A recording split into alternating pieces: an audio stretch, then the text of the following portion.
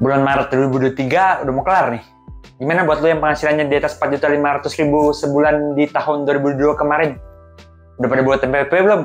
Dan juga kira-kira di tahun ini udah bisa lapor SPT tahun pajak 2022 atau belum?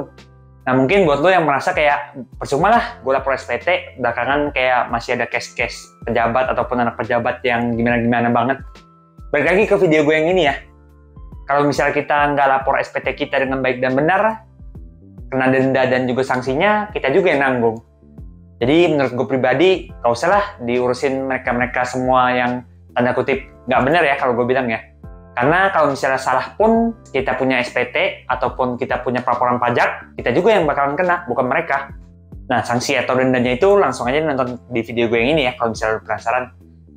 Oke, lalu di video ini gue mau ngomongin apa sih?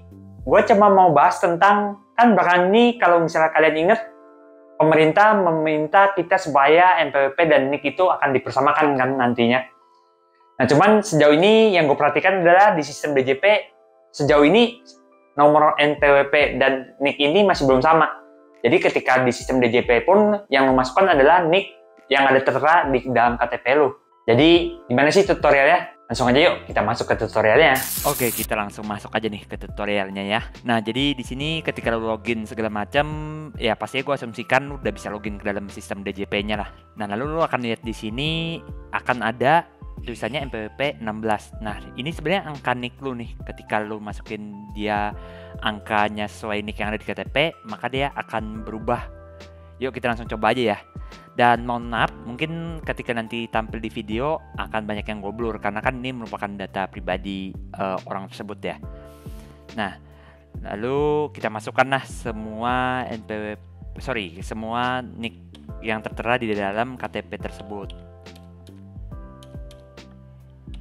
Oke, ketika sudah masukkan segala macam, kita cek validasi datanya. Apakah sudah benar? Nah, kalau misalnya tulisannya data sudah ditemukan, silakan klik ubah profil baru. Ini artinya lu udah berhasil nih bahwa ketika lu melakukan pengubahan profil, NIK lu akan sudah langsung berubah. Dan jangan lupa langsung di save dan klik ya. Kita sabar aja menunggu konfirmasi. Nah, udah gitu doang. Jadi sesimpel itu.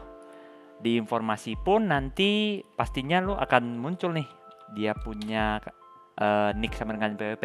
Nah, di sini nggak tahu kenapa mungkin di DJP akan dikonfirmasi ulang. Yang pasti nanti status validitas lu akan statusnya valid itu dan dalam posisi yang kalau misalnya NPWP-nya dan NIK-nya sudah benar dimasukkan dengan baik dan benar.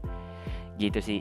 Nah, terus gue kasih bonus dikit deh ya. Nanti mungkin ada video yang gue potong juga karena ini gue masuk ke ranah lapor SPT tahunan lah. Oke, kita coba dulu ya. Nanti ketika sudah muncul lagi, gue akan tampilkan lagi. Oke, informasi sekilas ternyata ketika kita log out dan kita login kembali, NIK-nya akan ke refresh ya. Jadi beginilah ketika NPWP lu sudah terintegrasi dengan NIK yang sesuai yang ada di KTP lu. Oke, kita sekarang masuk ke bagian sedikit ya bonus buat kalian. Jadi kalau misalnya laporan SPT harta tuh kenapa sih kok agak kita tuh wajib pajak tuh harusnya lebih concern atas laporan harta itu. Nah, jadi sebentar gue mungkin akan potong lagi karena mekanismenya cukup panjang. Oke, sekarang kita masuk ke dalam pelaporan harta yang dimaksud ya. Nah, jadi di sini bonus yang gue mau kasih adalah kalau misalnya pemeriksa akan melihat ataupun orang KPP melihat bahwa apakah harta yang kita sudah laporkan sudah benar dan sudah terlapor dengan baik. Sebagai contoh, mungkin kita baru aja terima tanah sebesar harganya katakanlah 2 miliar di tahun 2010 katakanlah. Nah, ketika kita mau beli rumah lagi mungkin harganya 1,5 M di tahun 2023, kan tetap masuk akal aja ya ketika pas kita nanti mau 1,5 M tersebut, maka pemeriksa akan melihat, oh ya, masuk akal aja. Tetapi kalau misalnya katakanlah di SPT sebelum-sebelumnya kita nggak pernah laporin dan kita penghasilannya tidak sesuai dengan aset yang kita ingin beli, ya pasti pemeriksa akan melihat bahwa loh kok bisa ya nggak ada angin nggak ada hujan tiba-tiba kita bisa punya aset yang cukup menggelembung di akhir tahun pajak 2022. Nah, disinilah disikat oleh si pemeriksa ataupun orang KPP. Nah, balik lagi, mungkin banyak yang gue blur, mohon maaf, karena kalau misalnya ini terkait data pribadi ya. Kalau misalnya disebarkan, bisa aja gue yang kena tangkap nih. Oke, sekian itu aja sih bonus gue, semoga bermanfaat ya. Gimana tutorial video gue? Oke nggak? Semoga aja jelas ya. Kalau misalnya ada yang kurang jelas, coba aja lu komen di kolom komentar. Siapa tahu gue bisa bantu jawab.